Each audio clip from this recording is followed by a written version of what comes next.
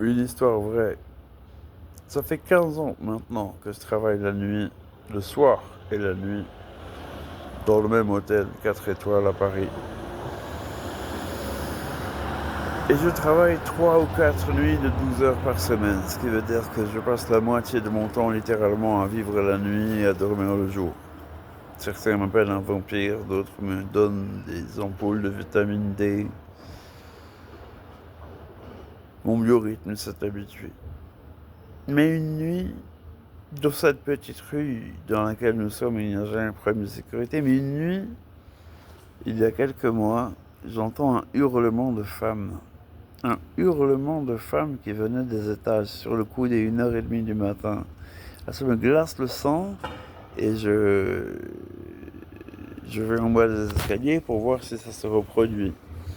Ça ne se reproduit pas, je me dis bon, c'est probablement un couple qui s'engueule. Puis une demi-heure après, ça recommence un hurlement, mais vraiment un hurlement comme un loup hurle, quoi, un truc de ouf. Et là, je me dis, il faut que je monte. Je me dis, je prends un couteau ou pas? Ah oui, c'est la réflexion qui me vient. Il me dit, non, je prends pas le couteau. Par contre, je lui dis, je prends un verre de vin blanc ou pas? J'ai dit, ouais. Donc j'ai été au bar, j'ai pris un verre de vin blanc plus sec. J'ai mis un Valium sur le gobe.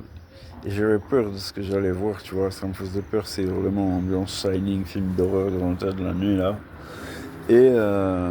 Mais ce qui s'est passé, on va chercher la voiture presse. Ce qui s'est passé, c'est que moi, que j'étais très apeuré, j'avais très peur. Et puis, au moment exact où j'ai posé le premier pied sur la première marche de l'escalier pour monter à la rencontre de l'auteur du hurlement, je n'ai plus eu peur du tout. Toute la peur est partie. Et je me suis retrouvé dans un état d'esprit offensif, un état d'esprit de combattant, prêt à livrer bataille. Je me suis dit, ok, on va voir qui fait peur à qui. On va voir qui est le plus gros prédateur. On va voir, on va voir. Et gonflé de cette puissance, de cette énergie, j'ai monté les étages jusqu'au cinquième où je trouve une femme, c'était à l'époque du Covid, elle avait un masque, un bonnet, elle était habillée avec un gros manteau, c'était l'hiver. Et elle avait posé son téléphone devant une chambre, à la 507. Et moi, je lui dis, bonsoir madame, tout va bien? Et il me dit, rien, mais secoue un peu la tête. Et l'idée me vient saugrenue que si elle a posé son téléphone devant la chambre, c'est parce elle s'est enfermée dehors. Donc je lui dis, vous êtes enfermée dehors, madame? Elle m'a dit, oui, je lui demande quand même un nom. Là, je lui demande quand même sous quel nom a été faite la réservation. J'ouvre la porte et je redescends. Là, je vérifie sur l'ordinateur. La chambre dans laquelle je vais faire rentrer n'était pas occupée et son nom n'est pas enregistré.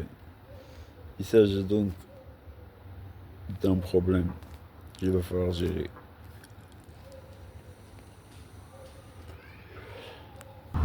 Et donc, je me dis que voilà, déjà j'aurais pu la faire rentrer dans une chambre occupée avec des clients qui dormaient. Ça aurait été une catastrophe.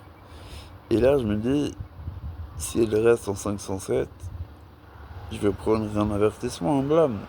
C'est grave ce que j'ai fait. J'ai ouvert une porte d'une chambre dont je ne connaissais pas l'identité du propriétaire. Donc je remonte en me disant, en craignant surtout qu'elle se remette à crier et que ça réveille tout mon hôtel. Plus quelle heure il était, milieu de la nuit, vers 3 heures par là, je crois. Donc je remonte, prêt à l'extraire de la 507 en essayant de ne pas faire de cri. Et puis j'ai la chance, quand j'arrive au cinquième, de la voir au fond du couloir. Elle est debout au fond du couloir. Elle a quitté la chambre. Déjà, j'aurais pas à sortir de la chambre. Alors je m'approche d'elle dans le couloir et doucement, parce que les chambres dorment, je lui dis, madame, j'ai regardé, vous n'êtes pas enregistré à l'hôtel, ceci n'est pas votre chambre, il faut partir maintenant, s'il vous plaît. Sinon, il faudra que j'appelle la police. J'essaye de faire tout doucement. Je m'approche d'elle, et quand je suis à 1 mètre d'elle, ou moins d'1 mètre, elle me regarde dans les yeux. Elle qui ne veut pas dire un mot, et 3 fois elle répète, je suis la fille de Satan. Je suis la fille de Satan.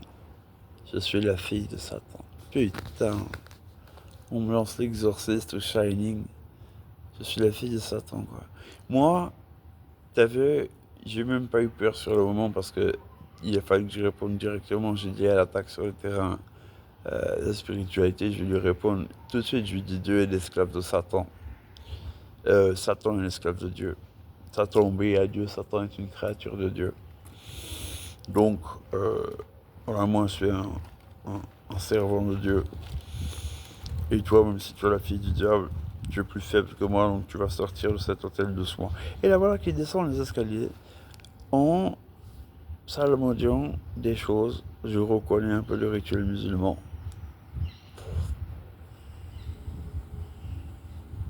Et moi, derrière elle, dans l'escalier qui descend, je récite des sourates en français pour me protéger. Donc on est là tous les deux à psalmodier dans l'escalier. On arrive au rez-de-chaussée. Je lui montre un fauteuil et je lui dis asseyez-vous, vous devez être fatigué. Et je lui dis vous voulez un café, un thé, bien un thé.